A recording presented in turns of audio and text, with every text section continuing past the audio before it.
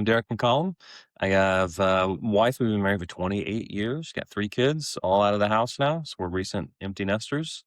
Native Texan, grew up around Houston, but have lived in St. Louis and in Louisiana, South Louisiana for a little bit, and have lived in New Braunfels for a little over 9 years now.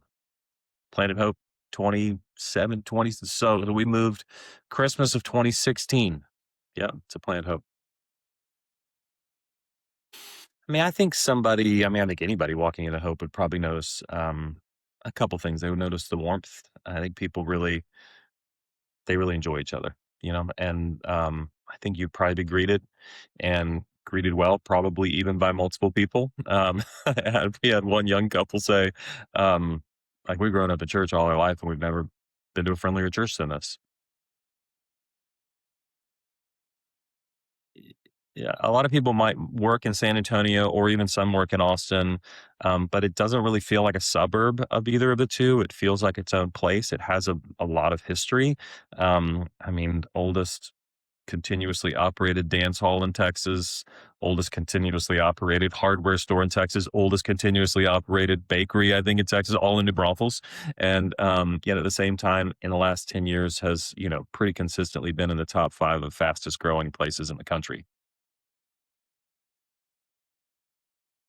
I think I would hope a lot of different kinds of people, but there's been um, hope has kind of particularly attracted hurt people, people especially with church hurt, and people that have either been wounded by the church or just physically drained and kind of overworked in church. And so, since we started, especially with a core group of people that had had some church hurt, I think that's really kind of part of the DNA. And it's just kind of attracted people. We've had former pastors, who had to leave their church, who have shown up and felt that it was a place that they could rest and be cared for. I just had a couple tell me just a couple months ago they're winter Texans and they were headed back to Minnesota for the summer, and they just said, we were here because it felt safe, and we stayed because it felt safe, and every church experience has not been like that for us, and so we've appreciated that. Yeah, I think a pastor who is warm and relational himself, I think it's a pretty big deal to people. I think they want to know their pastor. I think they want to be able to relate to their pastor. I think they want to be able to think that their pastor is also their friend, and I think that that's important. Um, I think it's probably helpful for somebody to have some sort of aesthetic sensibility, or at least kind of an understanding that the beauty and intentionality is important to these people. I think somebody that can handle, again, it's not a broad range of diversity, but there's diversity in the church, and so that means that there are going to be people who probably, on first glance, feel like they could be threatening, but are actually not threats; they're blessings.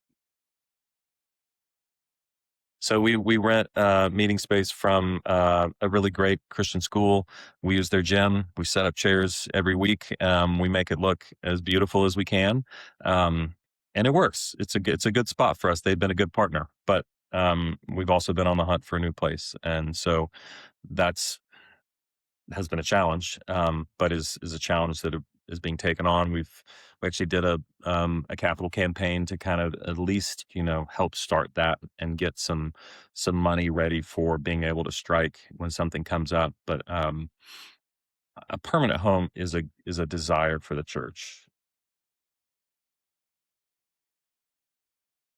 I think that hope is on a really good trajectory. I do think that the building piece is kind of the next.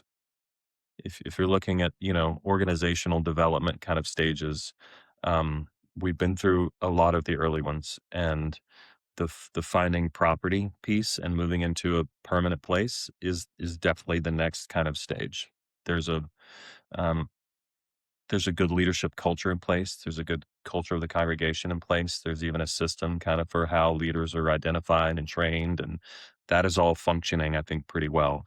The rootedness into the physical rootedness of a place is the next step, and my own feeling is that's going to this can be a pretty big move for Hope, and if it's the right place, that the church probably will grow because of it, um, and has some really wonderful days ahead.